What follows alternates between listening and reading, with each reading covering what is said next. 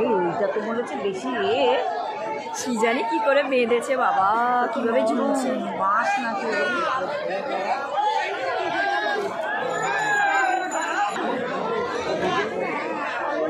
ওই যে ভালো হেভি ঘুরছে, দেখেছিস পাপা? দেখ কিরম ভাবে ঘুরছে। হ্যাঁ, না না ওটা বিল্ডিং।